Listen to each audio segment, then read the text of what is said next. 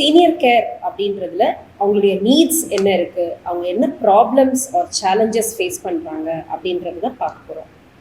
So morning எழுந்ததுலேருந்து இம்பார்ட்டண்ட்டாக என்னென்னலாம் focus பண்ணணும், ஃபார் எக்ஸாம்பிள் அவங்களுடைய personal care, personal hygiene, physical health, mental health, இது எல்லாத்தையுமே நம்ம வந்து ஒரு ஓவரால் கிளிம்ஸாக பார்க்க போகிறோம்.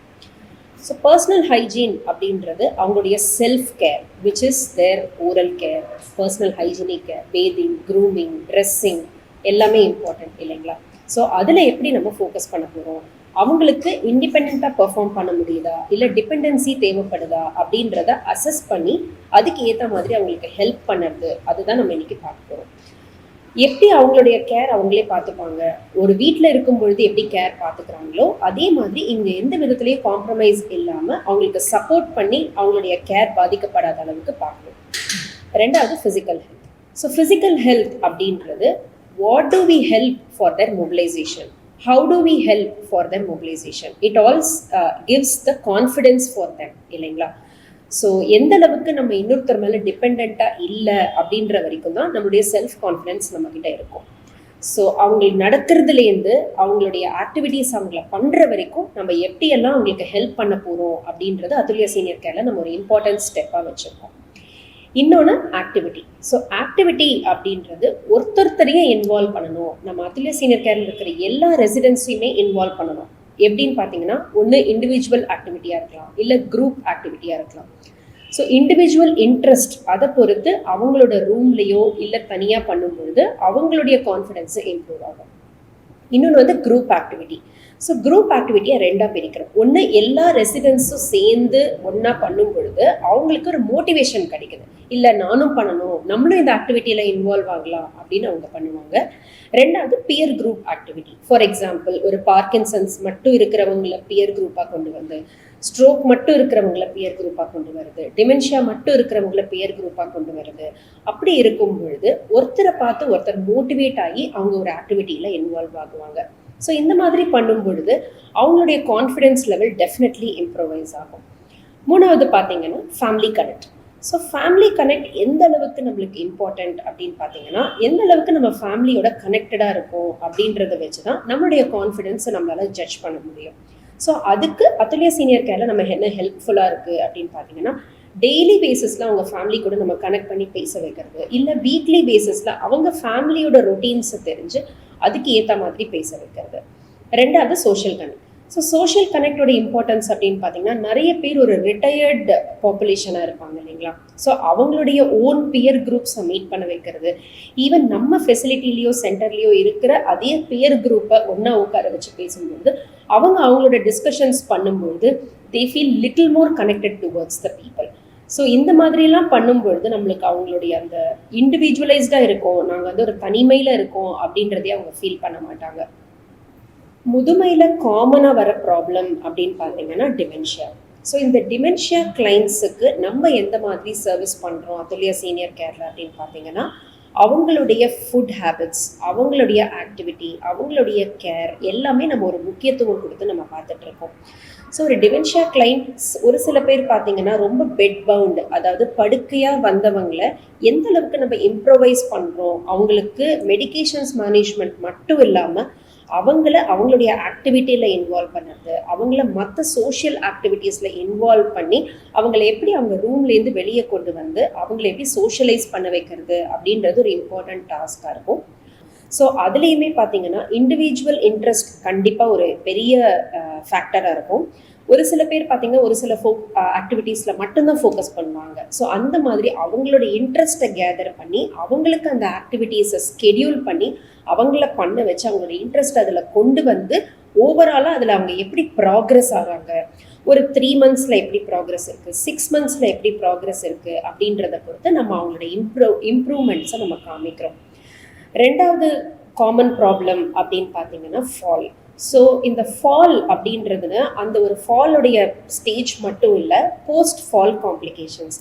நிறைய பேர் நம்மளுடைய அதுலியா சீனியர் கேரில் வந்திருக்கிறவங்க பார்த்தீங்கன்னா வீட்டில் விழுந்து ஏதாவது ஒரு சர்ஜரி பண்ணிட்டு தான் நம்ம ரிசீவ் பண்ணியிருக்கோம். ஸோ அந்த மாதிரி ஒரு போஸ்ட் சர்ஜரியில் நம்ம ரிசீவ் பண்ணுறோம் அப்படின்னா அவங்க வரும்பொழுது ஒரு படுக்கையில் இருப்பாங்க. ஸோ அதுலேருந்து எப்படி அவங்கள மொபிலைஸ் பண்ண போகிறோம், எப்படி how to bring back to their own feet, that is our important focus. So stage by stage, so ஹாஸ்பிட்டல்லேருந்து வரும்பொழுது அவங்க எந்த ஒரு ஸ்டேஜில் இருக்காங்க, அவங்க எந்த ஸ்டேஜில் அவங்களுக்கு நெக்ஸ்ட் லெவல் நம்ம மூவ் பண்ணணும், எந்த மாதிரி மொபிலிட்டி எக்ஸசைசஸ் கொடுக்கணும், எந்த ஸ்டேஜில் பார்ஷியல் வெயிட் பேரிங் பண்ணணும், எந்த இடத்துல வெயிட் பேரிங் பண்ணணும், அந்த மாதிரி ஒரு ஸ்டேஜ் ஆஃப் சீக்வென்ஷியல் எக்ஸசைசஸை பிளான் பண்ணி அவங்கள மொபிலைஸ் பண்ணி அவங்கள இண்டிவிஜுவலைஸ்டாக கொண்டு வர்றது தான் நம்மளுடைய மெயின் கான்செப்ட். இது ஒரு விதமான கேர்.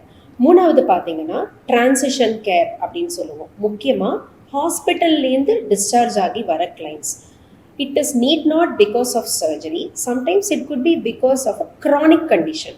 ஃபார் எக்ஸாம்பிள் ஒரு ஹார்ட் ஃபெயிலியர் இல்லை ஒரு ரெஸ்பிரேட்டரி ஃபெயிலியர், கண்டினியூஸாக ஒரு எக்யூப்மெண்ட் டிபெண்ட்டாக இருந்து அதே மாதிரி ஒரு respiratory ஃபெயிலியரில் they would have end up in hospitalization. அந்த மாதிரி வரும்பொழுது அவங்கள நம்ம எப்படி இந்த இடத்துல சீக்வென்ஸ் பண்ணி அவங்களுடைய டிபெண்டன்ஸ் டுவர்ட்ஸ் த எக்யூப்மெண்ட்டை எப்படி நம்ம ரெடியூஸ் பண்ண போகிறோம். ஃபார் எக்ஸாம்பிள் நிறைய பேர் பார்த்தீங்கன்னா கண்டினியூஸ் என்ஐவி சப்போர்ட்டில் வருவாங்க. ஸோ அந்த கண்டினியூஸ் என்ஐவி சப்போர்ட்லேருந்து எப்படி ஸ்டெப் பை ஸ்டெப்பாக அந்த என்ஐவிலேருந்து நம்ம வீன் ஆஃப் பண்ணி ஆக்சிஜன் டிபெண்ட் ஆகி அந்த ஆக்சிஜன் டிபெண்டன்சிலேருந்து ரூம் ஏருக்கு கொண்டு வந்து ஸ்டெபிலைஸ் பண்ணி நம்ம அவங்கள நடக்க வைக்கிறோம் அப்படின்றது ஒரு இம்பார்ட்டண்ட்டான சேலஞ்ச். இதை நம்ம டெஃபினெட்லி ஃபோக்கஸ் பண்ணி நிறைய ரெசிடென்ட்ஸ் பார்த்தீங்கன்னா வரும்பொழுது ஆம்புலன்ஸில் ஒரு மெஷின் டிபெண்ட்டாக வருவாங்க. பட் ஓவர் த பீரியட் அவங்களோட ரெஸ்பிரேட்டரி ரீஹாபிலிட்டேஷனில் நம்ம ஃபோக்கஸ் பண்ணி they have gone home by walking. So that gives us a very big motivation, bringing back their own feet. So இப்போ ஃபார் எக்ஸாம்பிள் செஸ்ட் ரீஹாபிலிட்டேஷன், இந்த respiratory ரீஹாபிலிட்டேஷனுக்காக வராங்க அப்படின்னா அவங்களுக்கு ஏற்ற மாதிரி ஆக்டிவிட்டீஸையும் நம்ம ஸ்கெடியூல் பண்ணுறோம். அதுதான் ஆக்டிவிட்டின்னு சொல்லும் பொழுதே இதில் அவங்களுடைய கண்டிஷனுக்கு ஏற்ற மாதிரி ஒரு ஆக்டிவிட்டீஸ் இருக்கும், அவங்களுடைய லைக்ஸ் அண்ட் டிஸ்லைக்ஸ்க்கு ஏற்ற மாதிரி ஒரு ஆக்டிவிட்டி இருக்கும். இன்னொன்று ரெஸ்பிரேட்டரி ரீஹாபிலிட்டேஷன் அப்படின்ற இடத்துல physiotherapy plays a major role. So chest physio எப்படி கொடுக்கணும், அவங்களுடைய ப்ரீதிங் எக்ஸசைசஸ் எப்படி கொடுக்கணும், பின்ன ஒரு சிம்பிள் ஸ்பைரோமீட்டர் அப்படின்னு சொல்லி ஒன்று இருக்கும். ஸோ அதில் அவங்களை எப்படி நம்ம யூஸ் பண்ண வைக்கணும், எந்த ஃப்ரீக்வன்சியில் அந்த எக்ஸசைசஸ்லாம் அவங்க பண்ணணும், எந்த எக்ஸசைசஸ் அவங்க ரூமில் பண்ணணும், எந்த எக்ஸசைசஸ் அவங்க ரீஹாபிலிட்டேஷன் ரூமுக்கு வந்து பண்ணணும் அப்படின்றதெல்லாம் தான் நம்ம ஸ்கெடியூல் பண்ணி அவங்களுக்கு கொடுக்குறோம். இது மட்டும் இல்லாமல் எப்போ பார்த்தாலும் எக்ஸசைசஸ் தெரப்பி அப்படின்னு சொல்லக்கூடாது அப்படின்றதுக்காக தான் இந்த மற்ற ஆக்டிவிட்டீஸை நம்ம இந்த ஆக்டிவிட்டீஸ் கூட இன்கார்பரேட் பண்ணுறோம். ஏன்னா கண்டினியூஸாக நீங்கள் எக்ஸசைஸ் செஸ்ட்டுக்கு அப்படின்னு சொன்னீங்கன்னா அவங்களும் இன்ட்ரெஸ்ட் காட்ட மாட்டாங்க. ஸோ எப்படி குழந்தைங்களை டைவர்ஷன் பண்ணுறோமோ அதே மாதிரி முதியவர்களையும் நம்ம டைவர்ஷன் பண்ணி தான் இந்த எக்ஸசைசஸில் ஃபோக்கஸ் பண்ண வைக்கிறோம். இங்கே வந்து அதுல்யா சீனியர் கேர் பொறுத்த வரைக்கும் எல்லா ஃபெசிலிட்டிலையும் டாக்டர்ஸ் அவைலபிளாக இருப்பாங்க. அதே மாதிரி round the clock nursing services will be given. Apart from the doctor and the nursing எல்லா ஃப்ளோர்லையும் there will be a dedicated caretaker who will be like a companion to the residents. Because எல்லா ரெசிடெண்ட்டுக்கும் ஏதாவது ஒரு விதத்தில் அவங்களுக்கு help பண்ணுற தருணம் வரும் இல்லையா. ஸோ அந்த ஒரு தேவை அப்படின்றதுக்காக தான் நம்ம எல்லா ஃப்ளோர்லேயும் கேர்டேக்கர்ஸ் வச்சுருக்கோம்.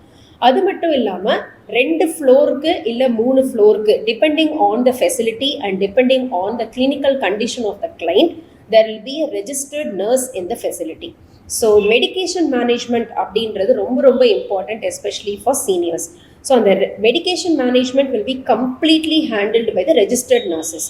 ஸோ எந்த மருந்து எந்த நேரத்துக்கு கொடுக்கணும், இப்போ ஃபார் எக்ஸாம்பிள் அவங்களுக்கு ஒரு பிபி ஜாஸ்தியாக இருக்குது, பிபி கம்மியாக இருக்குன்னா இந்த மெடிசன் கொடுக்கணுமா வேண்டாமா, இந்த சுகர் ஜாஸ்தியாக இருக்குது சுகர் கம்மியாக இருக்குன்னா இந்த மெடிசன் கொடுக்கணுமா வேண்டாமா, இதெல்லாம் அந்த ரெஜிஸ்டர்ட் நர்சஸ் டாக்டர்ஸ் கூட கோஆர்டினேட் பண்ணி அவங்களுக்கு அந்த மெடிசன்ஸை ஃபாலோ பண்ணுவாங்க. ஃபேமிலி கனெக்ட் அப்படின்றது நம்ம மேண்டேட்டரியாக வச்சுருக்கோம். இப்போ ஒரு சில பேர் பார்த்தீங்கன்னா டெய்லி 9:30க்கு நைட், ஏன்னா ப்ரிடாமினெண்ட்டாக சில்ட்ரன் வந்து யூஎஸில் இருக்கிறதுனால நம்மளுடைய இந்தியன் டைம் 9:30 படி அவங்களுக்கு காலை நேரமாக இருக்கும்.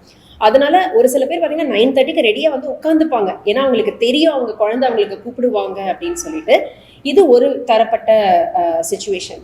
இன்னொன்று பார்த்தீங்கன்னா வீக்கெண்ட்ஸில் they will dedicatedly spend with parents. For example Saturday morning ஆனால் மேண்டேட்ரியாக அப்பா அம்மா கால் பண்ணணும். அதே மாதிரி சாட்டர்டேயில் ஒரு 2-3 வாட்டி கால் பண்ணுவாங்க, சண்டே 2-3 வாட்டி கால் பண்ணுவாங்க. ஸோ அவங்களுக்கு தெரியும் வீக்கெண்ட் ஆனால் என் குழந்தை எங்களுக்கு கால் பண்ணுவாங்க அப்படின்றது.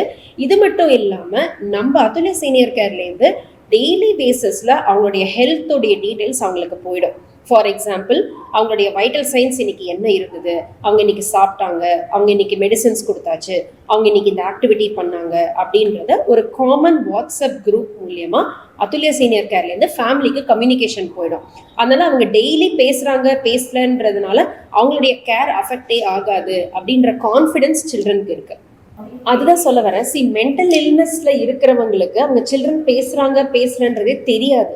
ஆனா நம்மளுடைய ரோல் என்ன அப்படின்னா, especially the client with dementia, we ensure we make the children to talk to them on a consistent basis. ஏன்னா அவங்களுக்கு எங்களை விட அவங்க சில்ட்ரனை மட்டும்தான் ரீகலெக்ட் பண்ண முடியும்.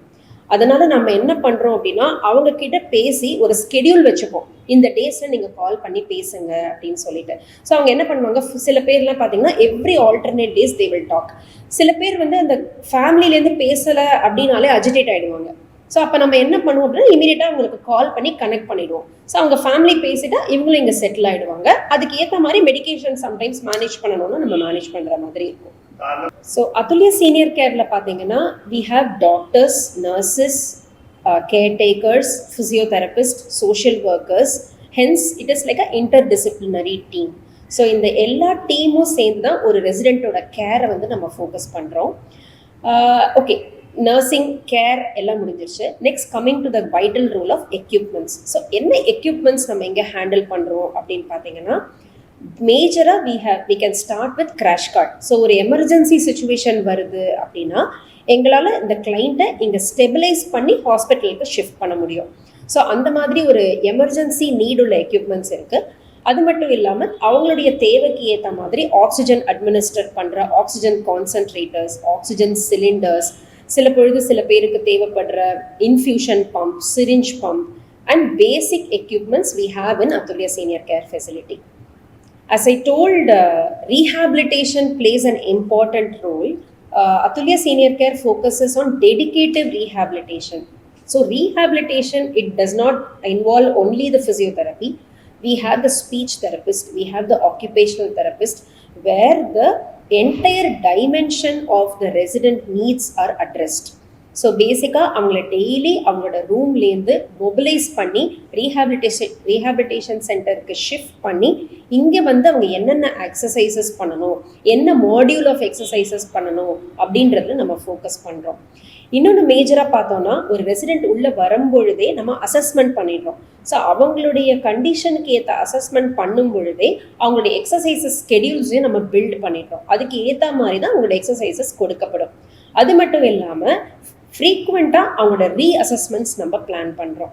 ரீஅசஸ்மெண்ட்ஸ் வந்து மந்த்லி ஒன்ஸ் பண்ணும் பொழுது அவங்களுக்கு இப்போ ப்ராக்ரெஸ் எப்படி இருக்குது, போன மந்த்துக்கும் இந்த மந்த்துக்கும் என்ன ப்ராக்ரெஸ் இருக்குது, என்ன டிஃப்ரெண்ட் டைப் ஆஃப் எக்ஸசைசஸ் அவங்களுக்கு பிளான் பண்ணணும், இல்லை என்ன type of exercises we can cut short அப்படின்றத ஃபிசியோதெரபிஸ்ட் ஃபோக்கஸ் பண்ணுவாங்க. சில பேருக்கு பார்த்தீங்கன்னா speech assessment, that is SALT assessment அப்படின்னு சொல்லுவாங்க. அந்த சால்ட் அசஸ்மெண்ட் தெரபிஸ்ட் வந்து சால்ட் அசஸ்மெண்ட் பண்ணிவிட்டு எந்த விதமான மாடியூல்ஸ் அவங்களுக்கு கொடுக்கணுன்றதை பொறுத்து அவங்க ஸ்பீச்சை எப்படி இம்ப்ரவைஸ் பண்ணுறது அப்படின்றத ஃபோக்கஸ் பண்ணுறோம். ஆஸ் அதுல்யா சீனியர் கேர் நம்மளோட எல்லா தரப்பட்ட நம்மளோட முதியவர்களையும் நம்மளால கேர் பண்ண முடியும். அண்ட் எல்லா விதமான முதியவர்களும் நம்மக்கிட்ட இருக்காங்க. Diabetic care, hypertension care, stroke care, Parkinson's care, palliative care, end of life care, hospice care, rehabilitation care. So ஃபேமிலியை பொறுத்த வரைக்கும் அவங்க நம்மளை நம்பி கொண்டு வந்து இங்கே விடும் பொழுது அவங்களுக்கு ஏற்ற கவுன்சிலிங் சர்வீசஸ் அண்ட் அவங்களோட செல்ஃப் கேரில் எப்படி ஃபோக்கஸ் பண்ணணும், ஓவராலாக அவங்களுடைய தேவைகளுடைய பூர்த்திகளை செஞ்சு நம்ம அவங்களுக்கும் சரி ஃபேமிலிக்கும் சரி we are able to give a confidence so that they can come back to their feet.